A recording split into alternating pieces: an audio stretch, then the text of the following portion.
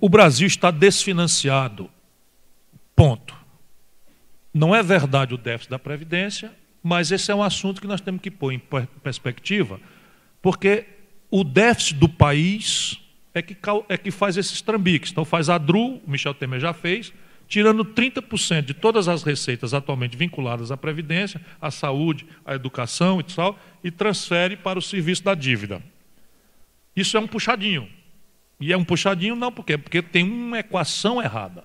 E o sistema de impostos que eu advogo, ao contrário do que o amigo pensava, ele elimina impostos e ele cria outros. Então, as grandes novidades, para se entender o que eu defendo, é o imposto, que não é nenhuma grande novidade, é o Brasil aprender com a experiência de êxito do mundo. Então, o mundo inteiro tem como principal tributo sobre o consumo um IVA, um imposto sobre valor agregado, que quando atinge escala, pode ir caindo de valor. Como eu pretendo, no modelo que eu advogo, extinguir IPI, ICMS, ao contrário do que o amigo que não leu, né? O estudante de medicina leu, o estudante de economia não leu, um livro de economia política.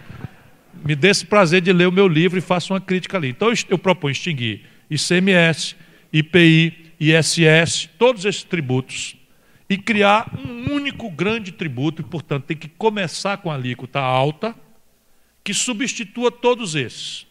Para resolver a grande contradição federativa entre estados industrializados e estados não industrializados, o que é que eu proponho? É que esse IVA seja cobrado centralmente pela União e anuncie-se já na lei da sua criação que ele será repartido metade pela origem do valor agregado e a outra metade será distribuída inversamente proporcional à renda per capita das comunidades federativas brasileiras.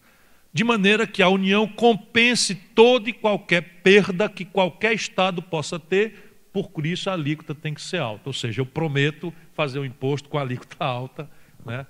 Que embora, se ele tem êxito, ele vai gradualmente caindo a alíquota, na medida em que você vai, com as outras ferramentas, ganhando escala para você diluir esta carga tributária mais. Eu proponho criar esse tributo, um tributo adicional sobre o consumo suntuário. Aqui é um tributo sobre uma lista específica de bens que vão de iate, jatinho, helicóptero, mas é também caviar, perfume francês, e vai indo. Aqui o efeito também é ser progressivo para poder eliminar aquelas tributações que incidem sobre comida, cesta básica, remédio e tarifa de energia elétrica, telefonia e água e esgoto, que são perversamente regressivas contra as maiorias brasileiras hoje. E propõe recriar o tributo sobre heranças e doações, criar um tributo importante, e adicionei do livro para cá a ideia de permitir aos estados, se quiserem, criar um adicional de imposto de renda, de maneira que não supere a soma da alíquota federal com a alíquota estadual, 35%, e necessariamente de forma progressiva. Acabaria, se eu fosse presidente ou se eu pudesse influir no desenho tributário brasileiro, acabaria com essa história de PJ pagar 15 e pessoa física pagar 27,5. Então, todo mundo pagaria renda só pela proporção da renda, criaria alíquotas mais baratas mais para cá e alíquotas mais altas para lá, fazendo esse plus para um adicional de receita para os estados e municípios. Era isso? Hein? A Previdência. Na Previdência, o moderno não é o regime de repartição que nós temos. Como é o regime de repartição? Eu cobro da mão para a boca, né, um percentual do trabalhador, um percentual do empregador, e depois eu fui criando puxadinhos. Contribuição social sobre o lucro líquido, PIS, COFINS, não sei o que e tal, para evitar encontrar a tragédia de que nós temos uma tragédia não, isso é uma coisa boa, mas é uma coisa complexa que o nosso imaginário não sabe ainda. Aquela história do botijão de gás etário. Então, o que é que eu proponho? Eu proponho que nós tenhamos um regime novo de previdência, que seja um regime de capitalização. O que é isso? Os modos modernos de produção são crescentemente automatizados, robotizados, mecanizados. Portanto, a lógica de incidir sobre folha de pagamento no Brasil só tem estimulado uma brutal informalidade nas relações de trabalho em desfavor da classe trabalhadora. Como é que funciona o regime de capitalização? De novo, você revoga os penduricalhos todos e cria um regime que vai incidir sobre o faturamento bruto das empresas, não tem mais incidência sobre folha de pagamento, vai tudo para o faturamento bruto das empresas, que serão desoneradas de todos os outros penduricalhos, certo? Vamos lá ter clareza.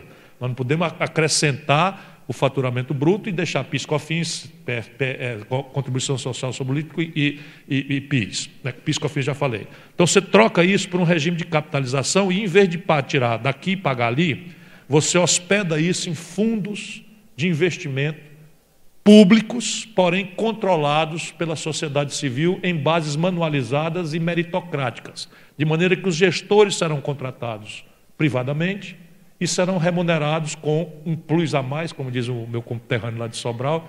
Essa parte do plus a mais, pode rir que isso é uma piada, quer dizer, plus e a mais é a mesma coisa, né? Então serão remunerados com plus a mais conforme o dia.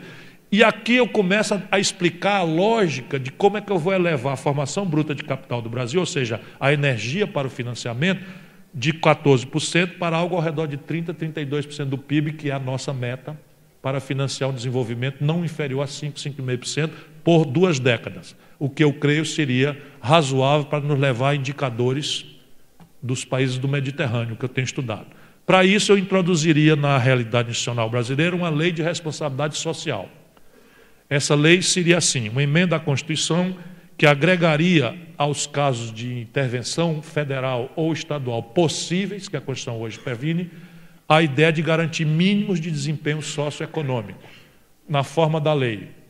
A lei determinaria que na formulação da LDO, da Lei de Diretrizes Orçamentárias e do orçamento, o governo federal estabeleceria mínimos de desempenho em bases territoriais definidas, regionais ou mesorregionais, porque o Brasil realmente é assim. Florianópolis é rica, a zona oeste de Santa Catarina é pobre, né? Então você tem desigualdades imensas. A metade sul do Rio Grande do Sul está numa decadência econômica tremenda, é o lugar que mais decaiu. Fortaleza é rica e a região dos Inhamuns é muito pobre. Então o Brasil, para ser entendido, precisa ser entendido em bases mesorregionais. Então essa lei, na prática, diria assim: a mortalidade infantil tolerada nas regiões assim, assim, assado, será na região tal 16 por mil, na região tal 9 por mil, na região tal 12 por mil. E aí o Ministério Público, o prefeito, o governador, qualquer do povo, o presidente da República, o governador, ao não acontecer, pode e deve acionar uma intervenção que será proporcional apenas às causas de não atingimento até que elas estejam atingidos aqueles mínimos. E eu tenho certeza que o cabo que fizer isso no Brasil ganha o prêmio Nobel, porque está na mão de fazer. O grande erro no Brasil são essas políticas horizontais que não compreendem o país, e a gente então está botando mais onde não precisava botar menos e menos onde precisava botar mais.